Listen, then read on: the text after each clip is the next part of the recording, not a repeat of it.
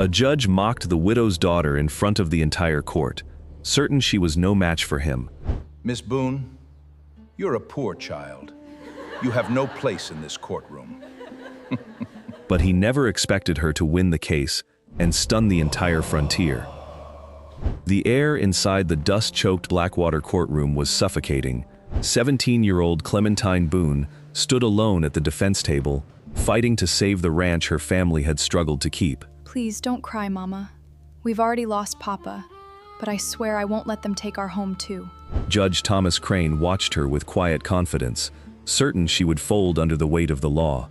Then he made a public challenge. If you win this case, I'll resign as judge. Is he serious? If you lose, you and your mother will pack your wagons and leave this territory by sundown. You might want to reconsider whether a little girl belongs in a court of law. I am prepared to proceed, Your Honor. Clementine accepted. He thought he was easily crushing a widow's daughter. He never imagined that his cruel wager would soon turn against him, leaving the powerful judge facing the very humiliation he had intended for her, That's impossible. and stunning the entire frontier. If you win this case, I'll resign as judge. Judge Thomas Crane's words hit Clementine in front of the entire town. The courtroom fell silent. Then, harsh whispers and chuckles spread across the room as people turned to stare at the young girl standing alone. Everyone understood what this was. It was a public humiliation. Crane leaned back in his heavy leather chair. He looked down at her with cold amusement from the high bench. If you lose, he added, you and your mother will pack your wagons and leave this territory by sundown. You might want to reconsider whether a little girl belongs in a court of law. A few cattlemen in the back rows laughed aloud. At the plaintiff's table, Elias Reed, a wealthy lawyer from out east, smirked behind his pristine collar. Clementine felt her chest tighten. She could still ask for a delay. No one in Blackwater would blame her. She was only standing here because their hired attorney, Mr. McFarlane, had been severely beaten in a dark alley the night before. The defense of her family's ranch had been thrown onto her shoulders at the very last second. But if she stepped back now, everything her family had bled for would end here. She thought of her mother, Abigail. She thought of Abigail scrubbing laundry in freezing river water just so Clementine could afford to stay in school. She thought of the honest ranch hands who had chipped in their wages to buy Clementine her grandfather's old leather-bound law books. To them, she was more than just a widow's daughter. She was proof that someone from their dusty side of the valley could stand up to the rich railroad barons. If she folded now, she would not just fail herself, she would fail all of them. Clementine lifted her head. No, Your Honor. Crane narrowed his eyes beneath his bushy brow. No what? No delay. I am prepared to proceed. That surprised the crowded room. The chuckling stopped. Crane's smile returned, tight and venomous. Very well, Miss Boone. Then let us begin. Elias Reed argued first. He paced the creaking floorboards with arrogant ease. He called the widow's claim to the Boone Ranch baseless. He stated the land had been legally sold to the Cornwall Railroad Company. He argued that Clementine had no legal grounds to dispute a signed contract. When he finished, he sat down, looking entirely satisfied. Crane turned his heavy gaze to Clementine. Your turn. She stood up. Her hands trembled slightly. She reached into her apron pocket and gripped her grandfather's old brass cavalry compass. Her grandfather was Colonel Thaddeus Boone, the legendary Union cavalry commander who had led the impossible Midnight Shenandoah rescue. He had taught her never to show fear to a bully. She squeezed the brass tight, took a deep breath, and stepped forward. Your Honor, this case is not about a simple land dispute. It is about correcting a lie. The room quieted. Outside, the faint sound of horses stamping in the dirt could be heard. My father, John Boone, died on the 10th of May, Clementine said, her voice steady and clear. Yet, the railroad claims he signed his ranch away on the 12th of May. Reed rose to his feet instantly. Objection. The girl is making up dates to earn pity. Sit down, Mr. Reed, Crane snapped. Reed blinked, clearly surprised, and lowered himself back into his wooden chair. Clementine kept going. The railroad wants this court to believe my father rose from the grave to sign a piece of paper. But a dead man cannot hold a pen. She lifted a heavy, worn book from her table. "This is the town undertaker's ledger. It records my father's burial on May the 10th. It is signed by the undertaker and witnessed by the town doctor. This ledger was never shown to my family." That changed the room. Murmurs broke out. Cowboys leaned forward in their pews. Reed stood again, his face turning red. "Objection. That ledger is not properly filed before this court. It was lost." "It was buried," Clementine said firmly, staring directly at the bench. "Because someone in this town wanted it buried." Crane's expression shifted. It happened only for a split second, but Clementine saw it clearly. Fear. He struck the gavel violently. "This court will recess until tomorrow morning, pending review of this new evidence." Gasps spread through the sweltering room. People stood up immediately. Local reporters rushed out the double doors to wire the story. Reed looked rattled, hastily gathering his papers. Judge Crane rose from the bench and disappeared into his private chambers without another word. Clementine sat down slowly on the hard wooden bench. Her breathing was uneven. Her hands were still shaking, but the compass in her pocket felt warm. An older man with a silver mustache and a faded Texas Ranger star approached her after the room began to empty. It was Hosea Brooks, her grandfather's oldest friend. He stopped beside her table. "You know what just happened?" Hosea asked, taking off his dusty Stetson. Clementine shook her head. Hosea looked toward the judge's empty bench. "You scared him." Clementine frowned, adjusting her collar. "The judge?" Hosea nodded slowly. "He didn't challenge you because he thought you were a weak little girl." Clementine stared at him. Hosea leaned heavily against the wooden railing, lowering his voice. "He challenged you because powerful men only attack people they fear." Clementine looked toward the empty bench, then down at the undertaker's ledger still resting under her hand. For the first time, she understood. Judge Thomas Crane had not tried to humiliate her because he believed she would easily lose. He had tried to humiliate her because he was terrified she might actually win. Clementine did not leave the courthouse with the rest of the townsfolk. She stayed in the small, stifling conference room beside the main hall. She stared at the undertaker's ledger spread across the scarred pine table. The adrenaline from the confrontation was slowly draining out of her body, leaving her exhausted. Hosea Brooks closed the heavy door behind him, muting the sounds of the street outside. "You understand what this means now?" he asked, pulling up a chair. Clementine looked up, wiping a bead of sweat from her forehead. That Judge Crane panicked. Hosea nodded once. Judges like him do not panic over routine paperwork. They rule on forged deeds every week. Clementine stared at the ledger again. Then why did he run? Hosea rested his weathered hands on the table. "Because that ledger should not exist in your file. It was supposed to be burned." The words settled heavily in the quiet room. The ticking of the grandfather clock in the corner suddenly seemed very loud. Clementine frowned. "What are you saying, Hosea?" "I'm saying someone hid that evidence months ago," Hosea said gently. "And if Crane reacted like a spooked horse the moment he saw it, then there is a mighty good chance he knows exactly why it was hidden." Clementine felt her stomach tighten. He was involved in stealing the ranch. Hosea said nothing. He didn't need to. Clementine leaned back slowly in her chair. The possibility had already begun forming in her mind during the hearing, but hearing it spoken aloud made it real. Judge Thomas Crane was not just biased against her family. He might be directly connected to her father's forged signature. Hosea folded his arms. "If that is true, Clem, this stops being a simple courtroom fight. It becomes something much bigger. You're taking on the men who run this frontier." Clementine looked at him, her grandfather's steel entering her eyes. "Then we prove it." Hosea studied her for a long moment, then smiled softly. "Good answer." He reached into his dusty saddlebag and slid a thick stack of tied papers across the table. "Original county land archives. I pulled them from the record office while the clerk was out to lunch. I figured we'd need them before someone decided to make them disappear." Clementine carefully untied the string. Inside were land grants, sheriff reports, tax notes, and old property filings from the valley. Hosea stood up, putting his hat back on. "You have until tomorrow morning before Crane regains his nerves and takes control of that courtroom. If there is a string tying him to the railroad's theft, find it tonight." He gave her a respectful nod and stepped out into the hall. Clementine spent the next 4 hours going page by page through the dusty files. The room grew dark. She lit a kerosene lamp, the yellow flame casting long shadows against the walls. At first, it looked like ordinary frontier paperwork: property lines, cattle counts, procedural filings. Then, she found it, a foreclosure order on a neighboring ranch. Her blue eyes narrowed. It was dated just 6 days before her father died.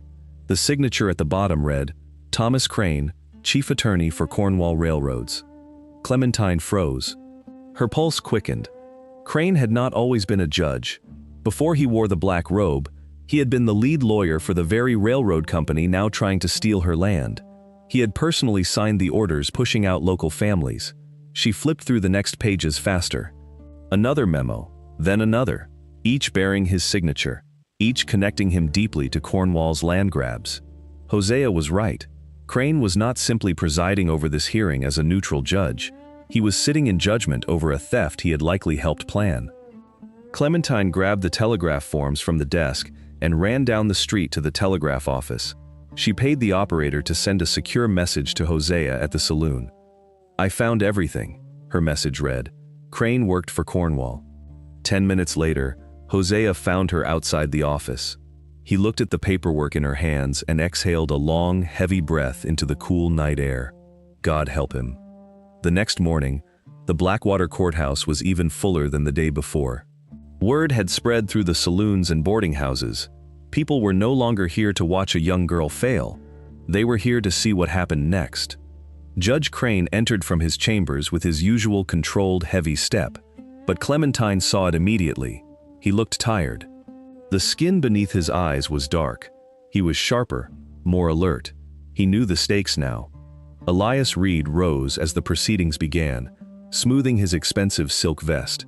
"Your Honor, before we continue this frontier circus, the Cornwall Railroad Company moves to strike yesterday's submission in its entirety.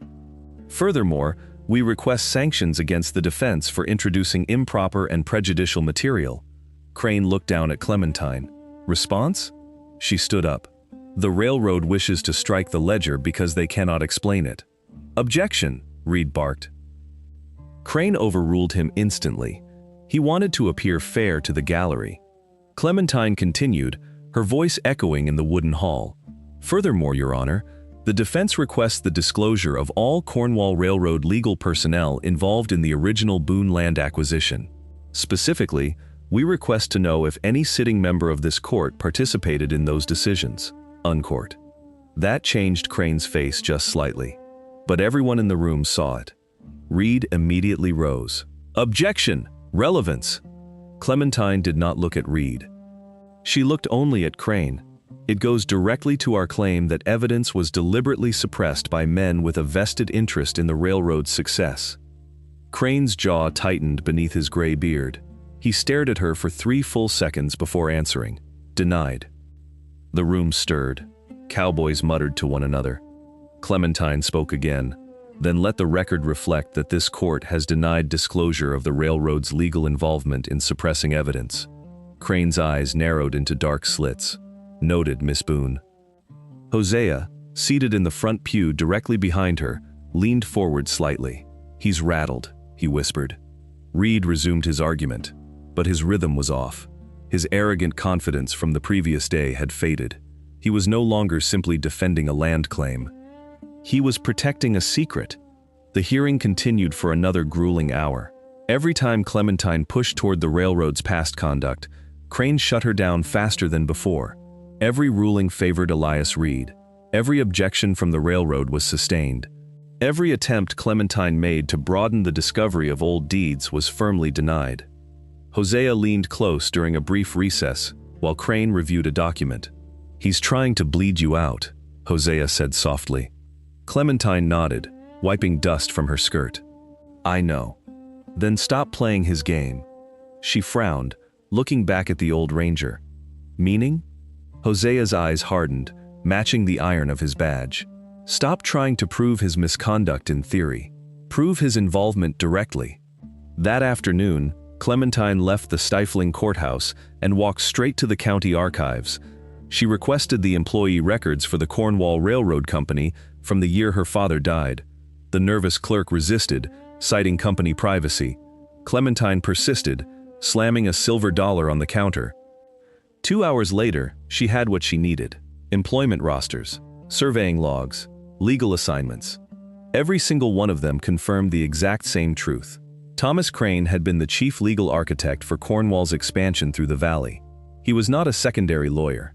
He had built the very contracts now forcing families off their land. Clementine stared at the yellowed paper. Her mouth went dry. This was bigger than a stolen ranch. The man trying to destroy her family was not protecting the law, he was protecting himself. Her pocket watch ticked loudly. She found Hosea outside the livery stable. "Well, he wasn't just involved," Clementine said, her voice dropping. "He wrote the contracts."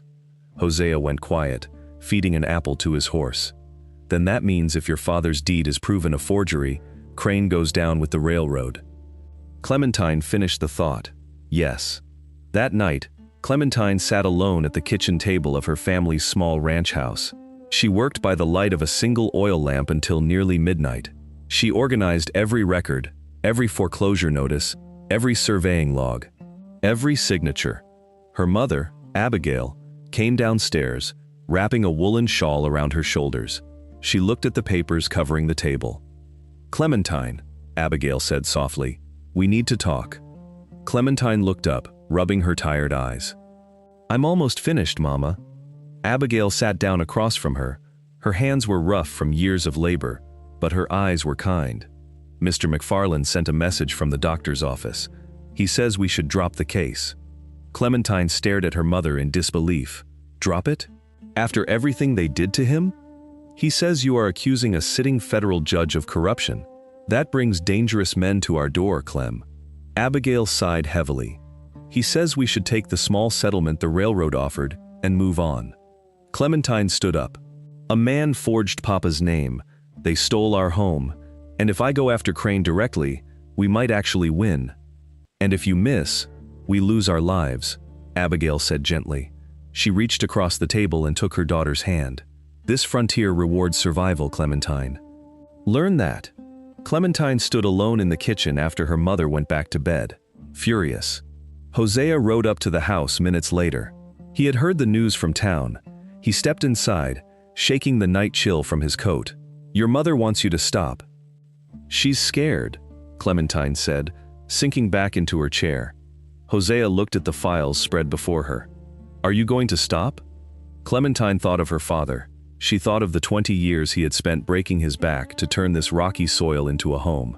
She thought of Crane looking down at her from his bench like she was nothing but dirt on his boots. She looked up. "No." Hosea nodded slowly. "Good, because tomorrow, Clem, this stops being about winning a piece of land."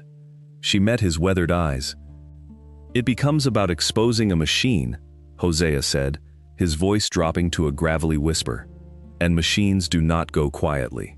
Clementine looked down at the stack of evidence, at Crane's name appearing over and over again on the ledgers.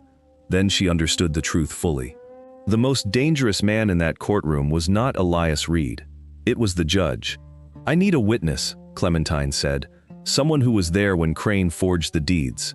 Hosea tapped a finger against a surveying log. "Most of the Cornwall men moved out west. Some died, but there is one name here, Levi Morgan. He was the head surveyor for Cornwall.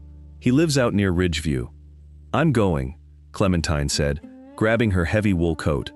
"Take your grandfather's rifle," Hosea warned, "and ride fast."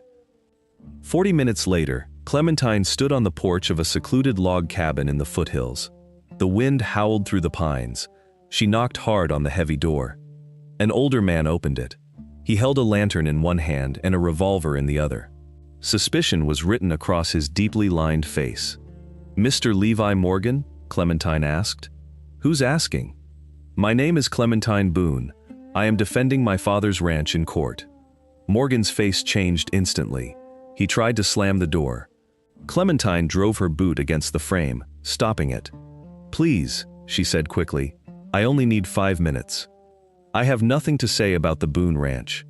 "You surveyed our land," Clementine said, "and you know my father didn't sign that deed." Morgan's eyes darted toward the dark tree line. "Watch yourself, girl." "Did you know the undertaker's ledger was buried?" Clementine asked, stepping closer. "Or did Thomas Crane hide that from you too?" That stopped him, just for a moment. But that moment told her everything. Clementine held his gaze. "You didn't know." Morgan lowered the revolver slightly. His jaw tightened. "You need to leave. You don't know what kind of men you're hunting. I know they let my father die and stole his legacy. Help me understand what happened." Morgan stared at her for a long time. The wind whipped at his gray hair. Finally, he stepped back and opened the door. 5 minutes. He sat heavily in a rocking chair by the hearth and folded his arms. "I surveyed your land," he said quietly. "It was the best water access in the valley. Cornwall needed it, but your father refused to sell." Clementine sat opposite him on a wooden stool. "So they forced him?" "No," Morgan said, his voice dark. "Crane drafted a fake deed. He told me the railroad had come to a private agreement with John Boone. I believed him, or at least, I chose to." "What about the ledger?" Morgan looked at the fire. 3 days before the railroad filed the deed, the undertaker came to Crane. "He had proof your father was already dead before the ink was dry. I saw Crane take the ledger from him." Clementine's heart pounded against her ribs. "You saw him?" "He said he'd handle the paperwork personally. He locked it in his office safe. Who else knew?" Morgan hesitated. "Just one other man, the railroad's regional manager, Arthur Vance." Clementine pulled out a piece of charcoal and wrote the name on her hand. "Where is he?" "Retired, living in a brick mansion in Saint Denis." Morgan stood up. "Would you testify to this?" Morgan laughed bitterly. "Against Thomas Crane? You think I have a death wish, little girl? You let an innocent man's family lose everything." That landed. Morgan looked away, his shoulders slumping. "I've thought about John Boone every day since." Clementine stepped toward the door. "Then if you testify, Crane goes to federal prison. They can't hurt you if they are behind bars." Morgan nodded slowly, staring at the floorboards. "One statement, under oath. I'll ride into town tomorrow and swear to it." Clementine left the cabin with a profound sense of hope. For the first time since this nightmare began, she had a direct witness connecting Crane to the forgery. She rode her horse hard back toward Blackwater, the cold night air biting at her cheeks. She found Hosea waiting at the livery. "Morgan agreed," she said, sliding out of the saddle. "Crane personally hid the ledger. He's coming tomorrow to swear to it." Hosea's voice sharpened. "That's enough to blow this wide open. We file that affidavit, and Crane has to recuse himself. He also gave me the name of the regional manager," Clementine added. "Arthur Vance." Hosea went completely still. The crickets in the grass seemed to stop chirping. "Vance?" Hosea repeated. "Arthur Vance is one of the wealthiest men in the state. If he's tied to this," Hosea shook his head. "This is bigger than judicial corruption, Clem. This is an empire." That night, Clementine returned to the small boarding house room in town, where she and her mother were staying for the trial. The moment she opened the heavy oak door, she knew something was terribly wrong. The room had been torn apart. Mattresses were sliced open, feathers blanketing the floor. Drawers were dumped out. Her grandfather's law books were thrown against the wall, their bindings cracked. Her stomach dropped. She ran to the small writing desk where she kept her backup case materials. Gone. Every copied surveying log, every court note, every procedural filing, gone. Only one thing remained on the scarred wood of the desk. A single sheet of thick, expensive parchment. No signature, no fingerprints, just 6 words written in elegant ink. "Drop the case while you can." Clementine stared at the message. Her hands shook, not from fear, but from a sudden, blinding anger. Because now there could be no doubt. This was no longer about one corrupt judge protecting his reputation. This was a machine, and it had finally shown her its teeth. She grabbed the note and ran back out into the street. She found Hosea at the saloon and said the only words that mattered now. "They're scared." Hosea arrived at the boarding house in under 5 minutes. He stepped inside, stopped, and surveyed the destruction in total silence. He looked at the sliced cushions and the empty desk. He turned slowly toward her. "Did they take anything valuable?" he asked, his hand resting on the grip of his revolver. Clementine held up the parchment note. Only the case materials. Hosea read it once. His face darkened like a thundercloud. They're escalating. Clementine folded her arms tightly. They broke into my room, Hosea. I know. They stole our evidence. I know. Hosea stepped closer, his voice low and steady. And that means you are right over the target. Powerful men don't break into boarding houses over weak cases.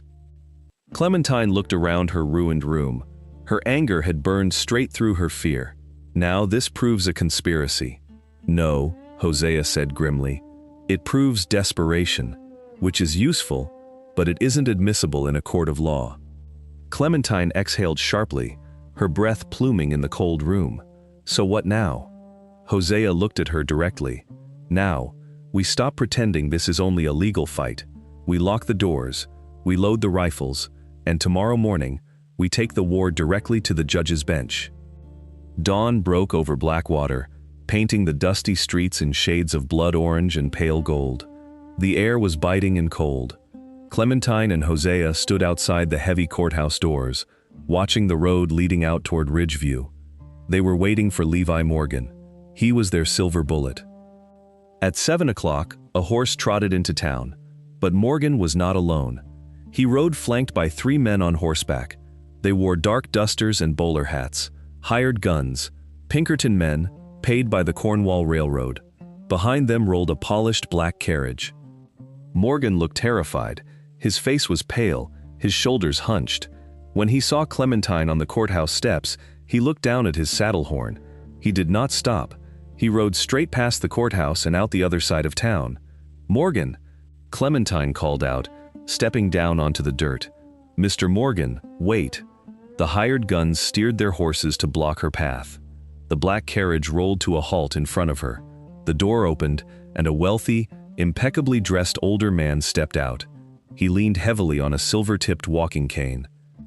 Hosea stepped in front of Clementine, his hand resting casually on his gun belt. "Arthur Vance," Hosea said, his voice like grinding stones. "Hosea Brooks," Vance replied with a thin, polite smile. "I see you are still playing nursemaid to lost causes." Vance turned his cold, gray eyes to Clementine. "Miss Boone, I understand you had a late-night conversation with our former surveyor. Mr. Morgan is an old man. His memory is failing. I reminded him this morning how dangerous it can be to perjure oneself in a federal court." Clementine's hands curled into fists. "You threatened him." "I educated him," Vance corrected smoothly. He adjusted his silk tie. "The railroad built this town, Miss Boone. We own the tracks, we own the bank, and we own the law. Take your mother and leave the valley today. If you walk into that courtroom, you will lose far more than a ranch." Vance tipped his hat and climbed back into his carriage. The Pinkertons followed him away, leaving Clementine standing in the dust. Her witness was gone. The testimony was dead. Clementine felt a wave of crushing despair. She looked at Hosea. The old ranger's face was grim. "They got to him," Clementine whispered, her voice cracking for the first time. "We have nothing." Hosea shook his head slowly. "Not nothing. Morgan told you Crane kept the original ledger in his office safe. Crane used to work out of the Cornwall Operations building next to the bank."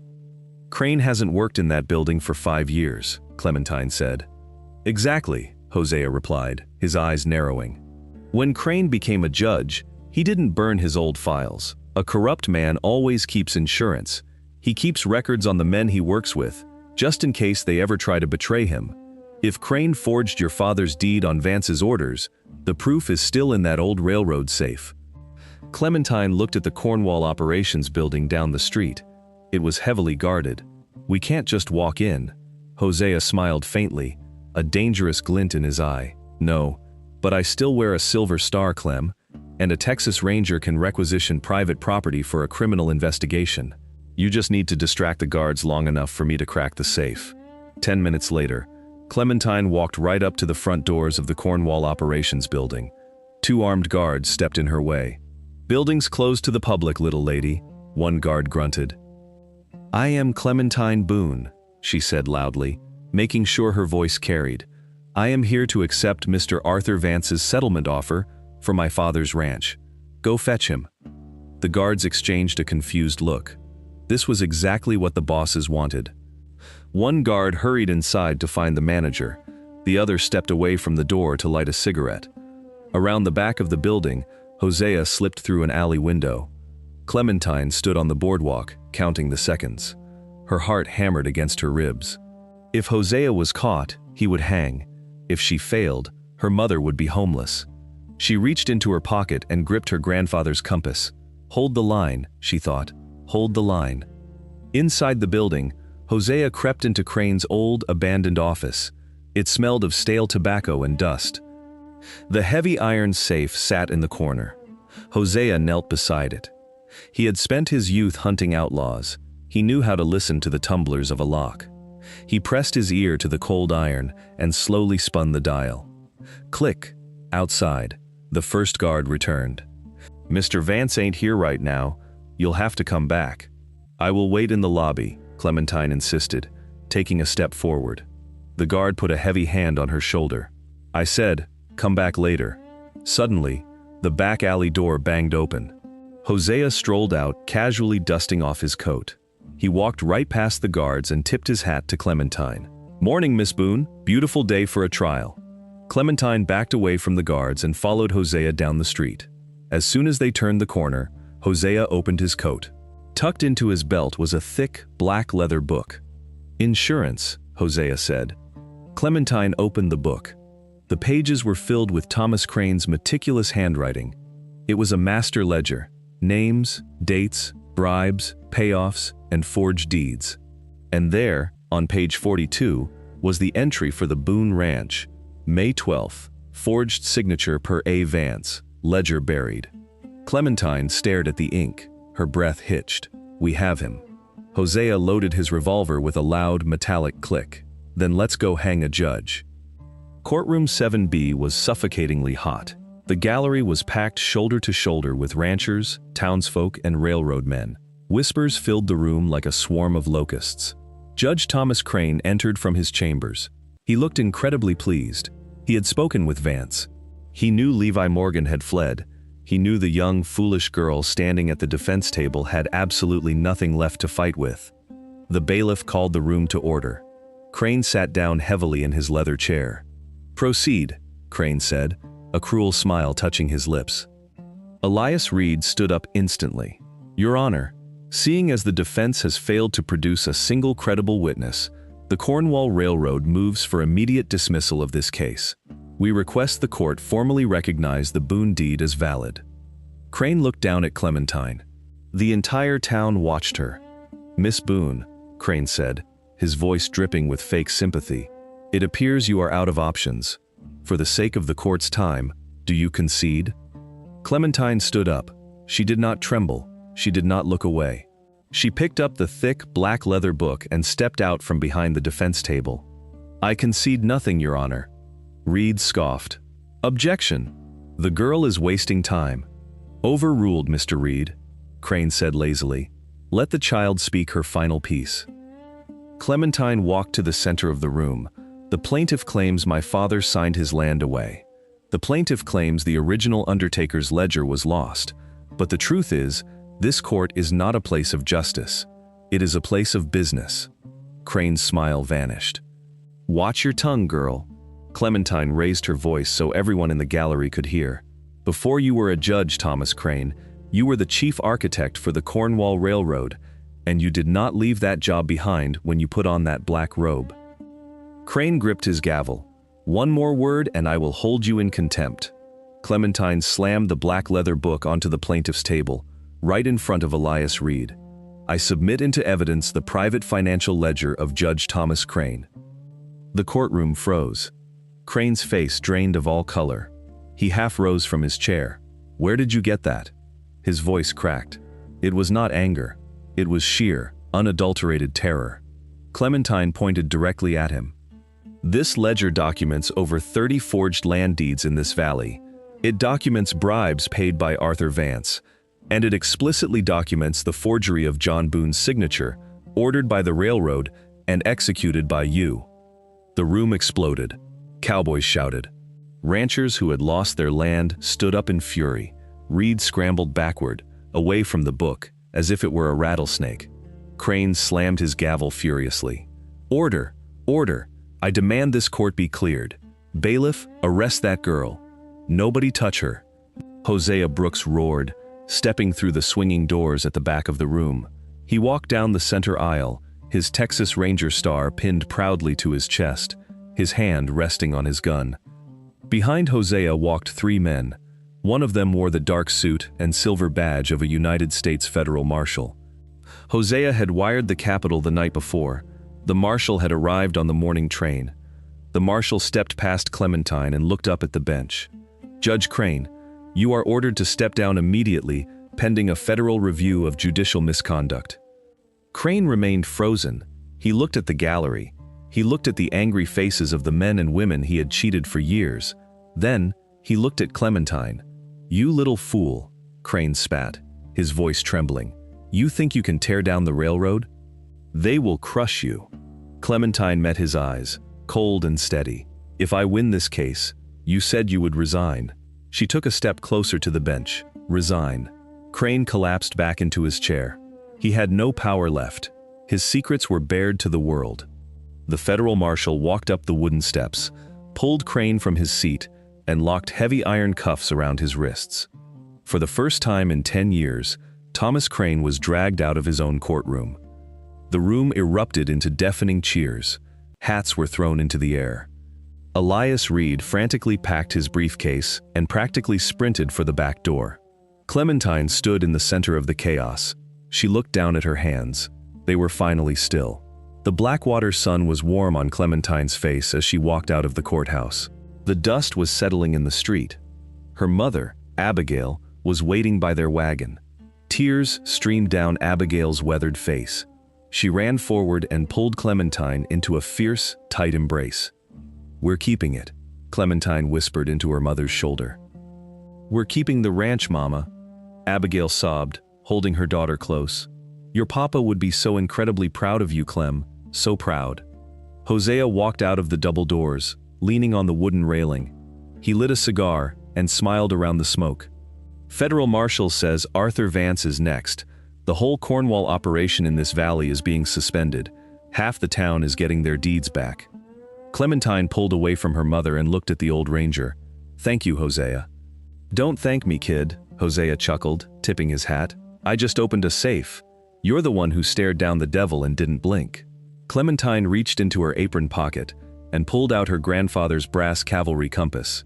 She traced the worn metal with her thumb. Thaddeus Boone had used this compass to navigate his men through the darkest, bloodiest nights of the war. He had always told her that true north wasn't just a direction, it was a choice. Judge Crane had looked at a grieving widow and a teenage girl and seen easy prey. He had mistaken their grief for weakness and their poverty for a lack of intelligence. He had challenged her publicly because he believed that justice belonged only to men with money and influence. He had never imagined that a 17-year-old girl would become the end of his empire. Clementine looked out over the sweeping golden plains of the valley. The land was theirs again. The earth her father had bled for was safe. She turned and climbed up onto the wooden bench of their wagon. She took the leather reins in her hands. She was not just a widow's daughter anymore. She was the defender of the valley, and if any other greedy baron ever tried to lay a hand on her home again, they would quickly learn that the Boone family did not break. With a sharp flick of the reins, Clementine guided the wagon out of Blackwater and pointed the horses toward home. And that brings the dust to settle on our story. I share these tales hoping they offer you a quiet escape from your everyday routine. I am always curious how you spend this time. Perhaps you were listening while driving home, washing the evening dishes, or knitting in your favorite chair. Tell me in the comments. I genuinely read them all. I also love hearing which country you are tuning in from to see how far these westerns travel. If you want to catch the next tale, a like and a subscribe mean everything.